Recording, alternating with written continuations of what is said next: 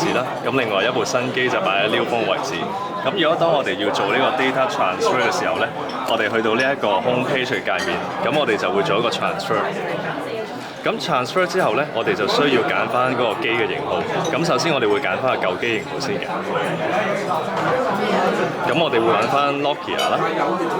咁呢一部咧其實就係一部 N95，都比較耐啲㗎啦呢隻機。咁我哋就會揾翻一個 model 出嚟。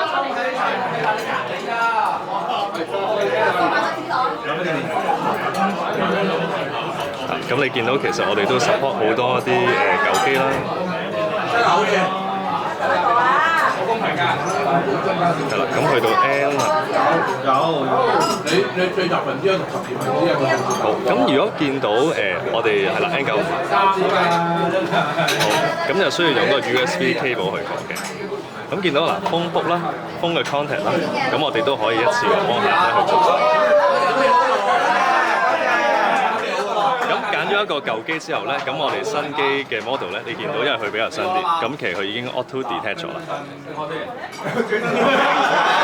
然後會出現咗個界面，咁其實我哋亦都可以選擇個 phone book 啦、SMS， 甚至係 picture、music、video、ringtone 呢啲。咁暫時我就過咗個 phone book 先。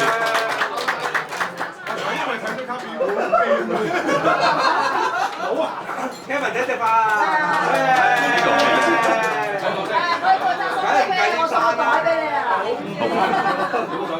N95。我交唔到差㗎嘛，大佬。哇！你要俾手機啦。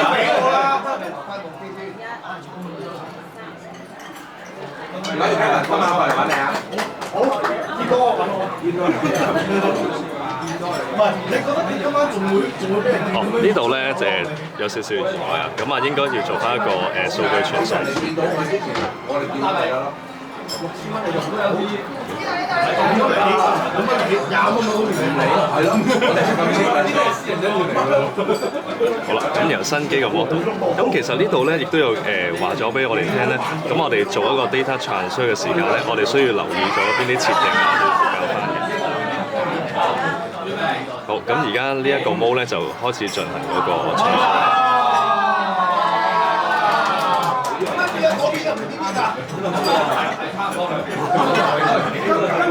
咁其實你見到嗰個速度都相當之快，咁其實大概10秒鐘已經將嗰啲改人咧就已經成功改咗落去㗎啦。